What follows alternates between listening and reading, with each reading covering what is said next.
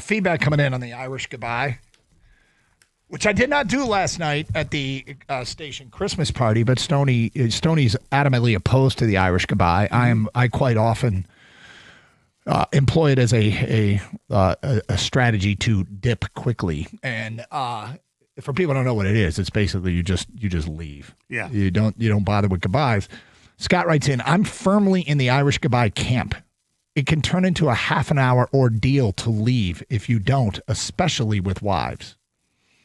Well, you have to know the scouting report on your significant other. It might be a wife that knows that the husband is hard to get to break away from a gathering, but unnamed texter, I do the Irish goodbye, but I modified it a little bit. While she's saying goodbye to everybody, I raise up my arm, wave, and say bye-bye, and walk outside. Here's the issue with that is you might be anchored until she's done, right? It's okay, now you're standing outside not leaving. Right. You went from inside not leaving to outside not leaving. But you can say, honey, let's go, because she's already shown that she cares enough to even try to say goodbye to these people. So she won't get pissed off at you. Here's one that's interesting because I've never heard this term. Unnamed texter, I do the Irish goodbye to avoid the Midwest goodbye. Is the Midwest goodbye, is that Midwest nice? Like we just talk too much? Maybe. I've never heard that phrase either. And then here's somebody who's with you, Stoney. Every time I see Patrick Waugh, I still want to punch him in the face. Yeah. I mean, look, some villains, just their mere sight evoke emotions. Yes. And for you, it's Patrick Waugh. Yeah. There are other guys who I've hated more in sports, but when I see them, I don't want to it's that face.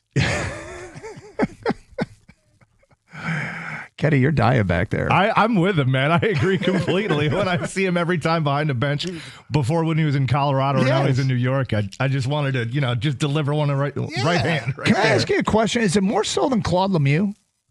Yes. Because he's more front-facing than Claude Lemieux. Claude Lemieux actually represents Mo Sider, so I can't hate Claude Lemieux anymore. That's just factual. Which is kind of weird. It is weird. I agree. I know. Yeah. All right. Well, I mean, I don't know if there's anybody in sports that evokes that kind of emotion from me anymore. Oh, we have an answer to your question, by the way. Midwest goodbye is one that takes 30 to 60 minutes to actually get out of the home. That's from a texter. Okay, yeah, I can understand that. So I will tell you something. When my Papa O'Brien passed away, my mom's father, and I was probably in my 20s, we had, up in St. John, New Brunswick. So we go up to St. John. Mama O'Brien was still with us. And when the visitation was over, and I think we had 2 days of it, there was a pool of when Mama O'Brien was going to leave. And it was determined by when she put her second arm in her coat. Okay. That was when, she's not really officially leaving until the second arm goes in the coat. Well, it was her husband that passed away. So yes, exactly. We did, but we knew it was going to take a long time because she was probably more in the Midwest goodbye, which is interesting because O'Brien, I mean, they literally were off the boat from Ireland, so the Irish goodbye would have been appropriate. So the second day, I remember the pool, it was people throwing in money in this pool, and it had been over for 45 minutes, 50 minutes, an hour, and she's still there. And when in the final time she was putting on the coat, she literally put one arm through, continued a conversation, and the pool was coming down to like my dad and my cousin Timmy or something. I don't remember what it was.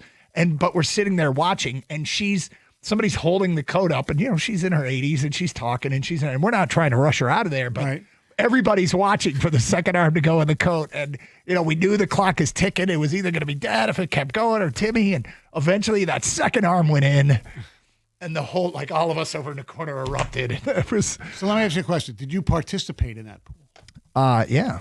So you participated in the pool at a funeral wake or whatever of your grandparent, but you won't participate in trying to win $1 billion. That's true. Well, I had a chance to win the one pool. Well, the odds are better. Yes, I'll give you that. Yeah. 248-539-9797. Let's go to Matt on a cellular on 97.1. Hi, Matt.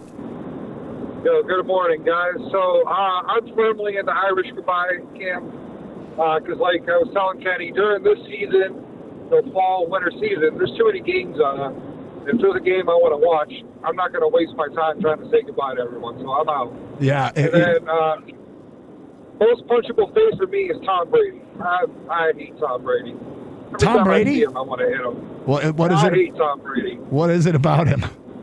He's smug. He's so smug.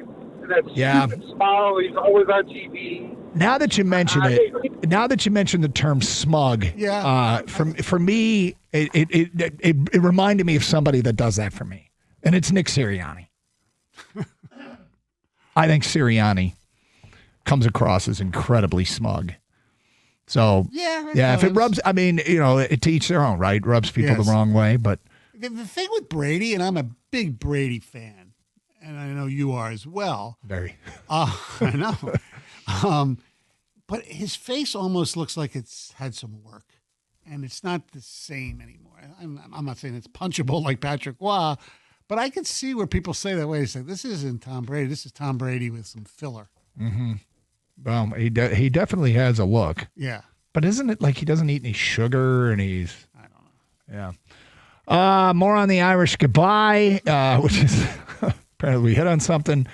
How you know you're not leaving soon. If you are saying goodbye and the topic changes to talking about anything other than goodbye, I just go grab another beer like a plane that's been told to circle back around.